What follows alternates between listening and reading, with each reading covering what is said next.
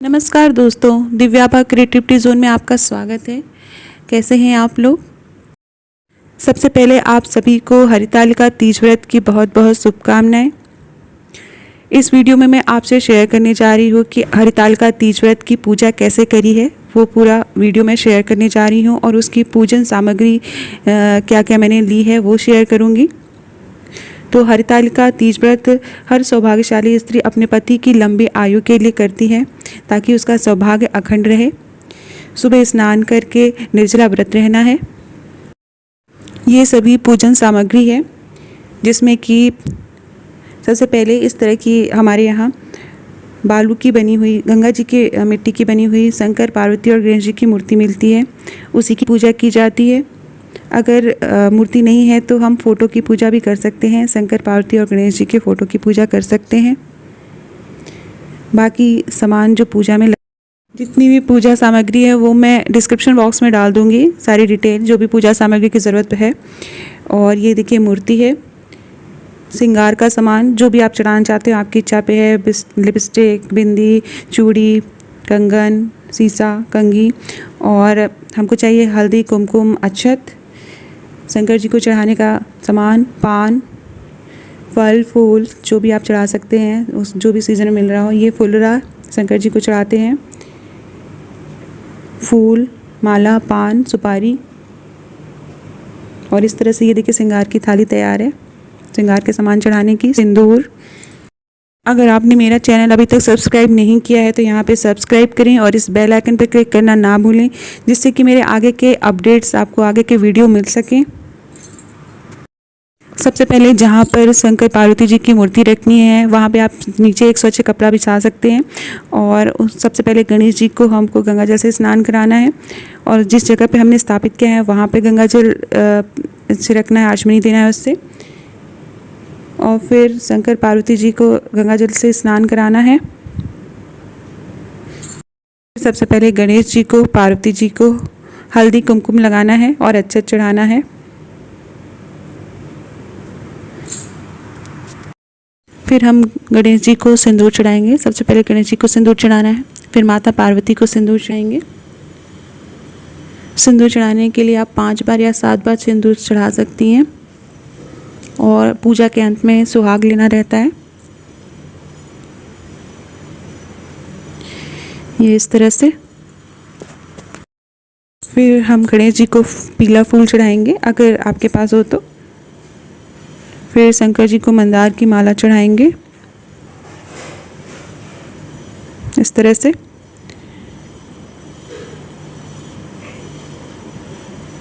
माता पार्वती को लाल रंग का फूल चढ़ाएंगे। और जो पूरा मंडप है, मंडप के चारों कोनों पर हम केले के पत्ते लगाएंगे अगर आपके पास पॉसिबल हो सके तो। और पूरे जो मंडप हमने बनाया है, जो चौकी बनाई है, उसको फूलों से सजाएंगे। और शंकर भगवान जी को इस तरह से फुल्ला चढ़ाएंगे, एक तरह का सेहरा होता है। गणेश भगवान जी को जनेऊ चढ़ाएंगे। जनेऊ चढ़ाने से पहले उसको थोड़ा हल्दी में डिप करेंगे। उसको पीले रंग का जनेऊ चढ़ाना रहता है गणेश जी को। और गणेश जी को फिर धूप चढ़ाएंगे, सुपारी और पान चढ़ाएंगे गणेश जी को। पान का बीड़ा शंकर भगवान जी को अर्पित करेंगे। और शंकर भगवान जी को भी जनेऊ चढ़ाएंगे इस तरह से। पहनाना नहीं, आप छुआ के रख सकते हैं या चाहे तो पहना भी सकते हैं। फिर शंकर भगवान जी के जो भी फल फूल होते हैं, जैसे बेल है, भांग की पत्ती है, बेलपत्र है, तो वो सारी चीज़ें हम अर्पित करेंगे शंकर भगवान जी को।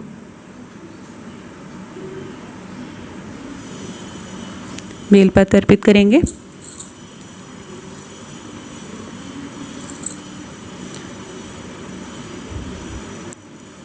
तो इस तरह से पूजा करेंगे। शंकर भगवान जी की पूजा जैसे करते हैं नॉर्मल वैसे ही करेंगे। फिर फल फूल चढ़ाएंगे। और फल जो भी फल आप है, जैसे केला है, सेब है, सबको 3-3 चढ़ाना है क्योंकि तीज का व्रत है। तृतीया के दिन होता है, इसलिए हम 3-3 फल चढ़ाते हैं। खीरा चढ़ा रही हूँ मैं। इस तरह से भगवान को छुआ छुआ के आसपास रख देना है। और आप देख रहे होंगे कि मैंने एक कमल का फूल भी लाया हुआ है और उसको एक कलश में पानी भर के रखा हुआ है, तो ये कल सुबह तक खिला रहेगा।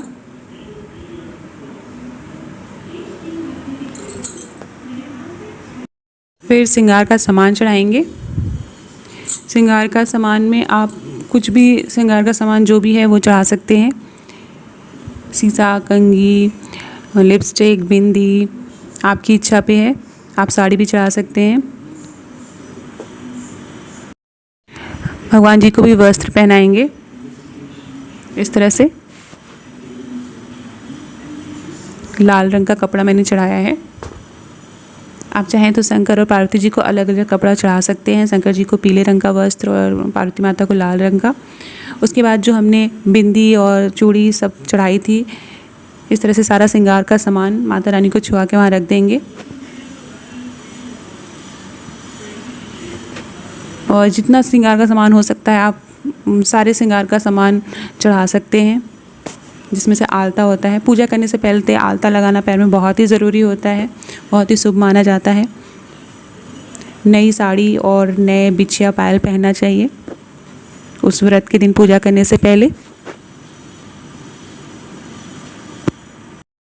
फिर घी का दीपक जला के रखेंगे और सबसे पहले धूप बत्ती जलाएंगे। धूप बत्ती से भगवान की आरती करेंगे और उसके बाद घी का दीपक जलाएंगे और फिर उसको चारों तरफ से आचमनी करेंगे। अब जितना भी चीज़ें हमने चढ़ाई हैं भगवान को भोग लगाएंगे। भोग लगाने का तरीका भी वही है, चारों तरफ से 3 बार आचमनी करेंगे। फिर हरिताल का तीज व्रत कथा पढ़नी है, पूरी कथा पढ़नी है, या आप किसी से पढ़वा सकते हैं या आप सुन सकते हैं मोबाइल पे अपलोड। मैंने इसकी लिंक डाली हुई है डिस्क्रिप्शन बॉक्स में। फिर आरती करेंगे। सबसे पहले गणेश भगवान जी की आरती करनी है, फिर शंकर भगवान जी की आरती करनी है, फिर माता पार्वती की आरती करनी है। और इसमें जैसा कि मैं हमेशा बोलती हूँ, घर के सभी लोगों को शामिल करिए और सच्चे मन से माँ से प्रार्थना करिए। फिर अपने मंदिर में जो भी भगवान जी हैं उन सब की आरती करनी है। अगर आप मंदिर के सामने स्थापित करके पूजा कर रहे हैं, कोशिश ये रखनी चाहिए कि अगर कोई आपके पास चौकी है तो हमेशा पूर्व दिशा में पूजा करनी चाहिए, तो वो ज़्यादा अच्छा माना जाता है। आपका जो मुख हो वो पूर्व दिशा में हो पूजा करते समय। और इस तरह से सभी भगवान जी की आरती करेंगे। और आरती करने के बाद फिर आरती के चारों घेरा पे जल डालेंगे, घेराव करके जल डालेंगे। और आरती करते समय आप कपूर से आरती ज़रूर करें।